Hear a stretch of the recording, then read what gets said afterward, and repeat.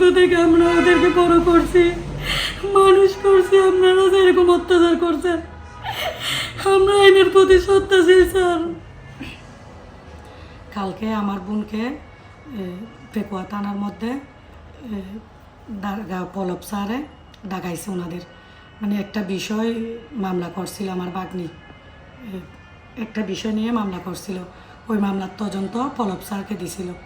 পলব স্যারকে যখন দিছে, পলব স্যার তদন্তটা আমার বোনকে দেবে বলে 20,000 টাকা নিয়েছিল। এই বিষয় নিয়ে আমার বোন এখানে ডাকাইছে, এখানে আসছে, তখন কথা কাটাকাটি হয়েছে। এরপরে আমার বোনকে কালকে 3টার দুপুর থেকে কনস্টেবল মিলে, পলব স্যার সহ মিলে অনেক মারধর করছে। সব জায়গায় জখম করে ফেলছে, মানে মুখের মধ্যে জখম, তারপরে হাতের মধ্যে, চোখের মধ্যে জখম করে।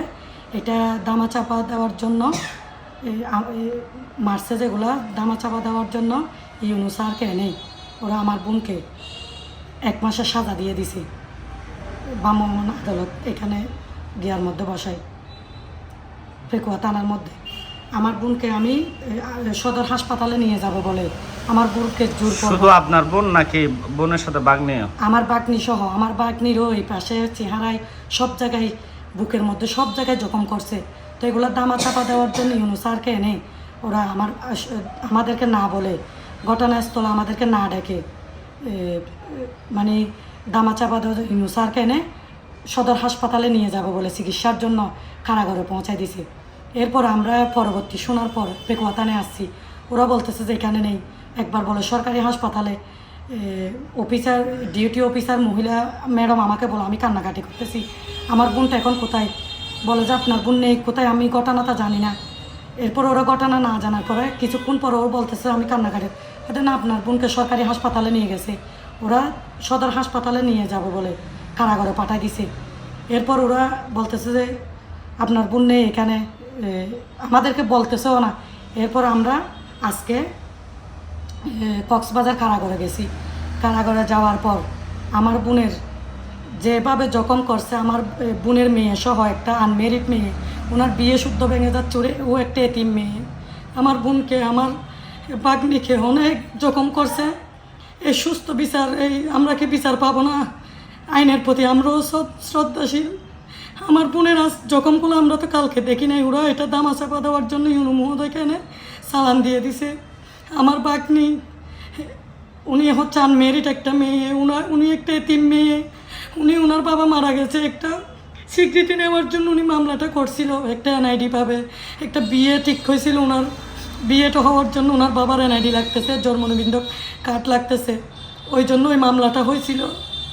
পলব স্যার আমার 20,000 টাকা নিছে।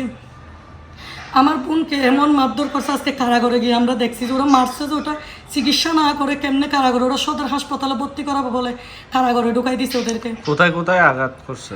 আমার বোনকে চোখের মধ্যে আঘাত, মনে হয় চোখেটা মানে একদম কালো, মানে অনেক জখম হয়েছে এই পাশে, বুকের মধ্যে, তারপর তলপেটে, সব জায়গায় জখম হয়েছে। আমার বাগ্নির চেহারায়, তারপর বুকের মধ্যে, ডান পাশে, হাতের কঞ্চি, সব জায়গায় জখম। আপনারা নাহলে তদন্ত করে দেখেন। আমি আইনের প্রতি শ্রদ্ধাশীল। আমি ইউনূস স্যারকে বলে আমরা খুব, আমার বাগ্নি একটা অবিবাহিত মেয়ে, অন্তত পক্ষে আমাদের ডাকা উচিত ছিল। কি হয়েছে ওখানে হয়েছে, বা আমার বোন চিল্লাচিল্লি করছে, হয়তো এটার জন্য আপনারা মারছেন, তো আমাদেরকে অন্তত পক্ষে ডেকে, ধরেন আপনার বোন এখানে চিল্লাচিল্লি, আমরা মারছি, আমাদেরকে না বলে বেশি জখম হয়ে গেছে, তাই সেজন্য সদর হাসপাতালে নিয়ে যাব বলে কারাগারে পাঠাই দিছে। আমি আইনের প্রতি শ্রদ্ধাশীল। আমি ইউনূস মহোদয় স্যারের কাছে যেন এই ভিডিওটা যাই। আমার বাবা নেই, ওকে ছোটোকাল থেকে মানুষ করছে আমার বাগ্নিকে। আজকে আমার বাগ্নিকে আইনের প্রতি শ্রদ্ধাশীল, ও অসহায়, ছোটো থেকে আমার বোনকে, আমার বাগ্নিকে আমরা বড় করছি ছোটো থেকে। ও হয়তো একটা বিচার পাচ্ছে না, তাই হয়তো এখানে থানায় আসছে। আপনারা হয়তো ওদেরকে বুঝিয়ে পাঠিয়ে দিতে পারেন, নয়তো ওদের পরিবার আছে।